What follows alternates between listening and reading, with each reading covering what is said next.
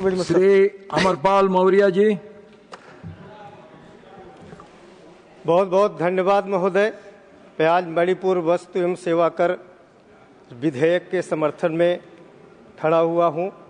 मैं सबसे पहले ये कहना चाहता हूं कि इस विधेयक के लिए माननीय देश के यशस्वी प्रधानमंत्री आदरणीय नरेंद्र मोदी जी जो एक संकल्प 2014 में लेकर के वो समाज के बीच में चले थे कि देश का वो चाहे कोई भी कोना हो, चाहे पूरब हो, पश्चिम हो, उत्तर हो या दक्षिण हो, सबको विकास की मुख्य धारा के साथ में जोड़ने का उनका संकल्प था।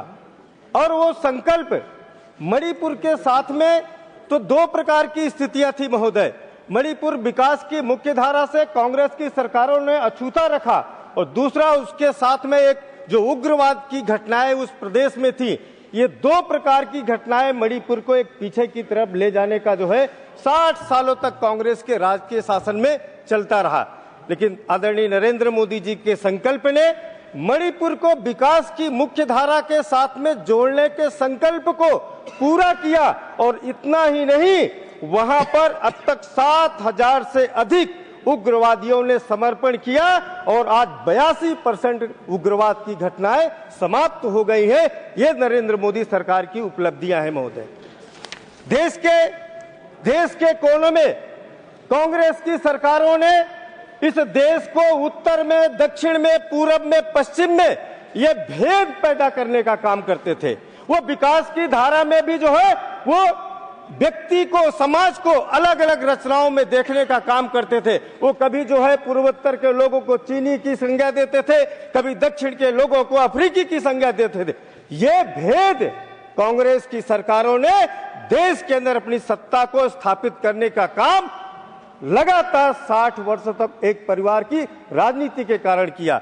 कबीर जी ने कहा था, कबीर कुआं एक है, पानी भरे अनेक, बर्तन में ही भेद है, पानी सब में एक। ये देश, ये भारत की संस्कृति, चाहे वो पूरब हो या पश्चिम हो, उत्तर हो या दक्षिण हो, ये भारत जो है एक रचना में जो है सबकी संस्कृति अलग थी, पहनावे अलग थे, वेशभूषा अलग थे, लेकिन भारत एक था, एक संस्कृति थी। आज नरेंद्र मोदी जी ने भारत की संस्कृति को समृद्धि की तरफ पहुंचाने का संकल्प लिया है।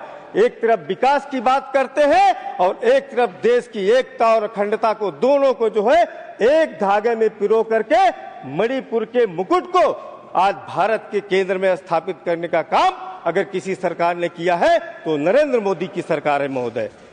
इतना ही नहीं, मणिपुर में सामाजिक और आर्थिक पुनर्निर्माण में यह विधेयक जिस प्रकार से मदद करने वाला है, यह राजस्व की स्थिरता और केंद्र सरकार जो स्वास्थ्य है, जल जीवन मिशन है, सब में ये करने का काम कर रहे महोदय। मैं एक बात कह के अपनी बात को समाप्त करता हूं।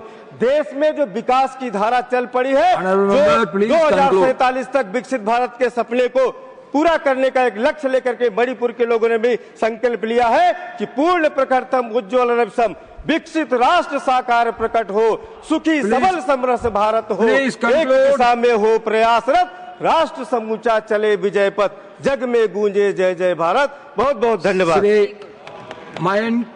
मयंक कुमार नायक।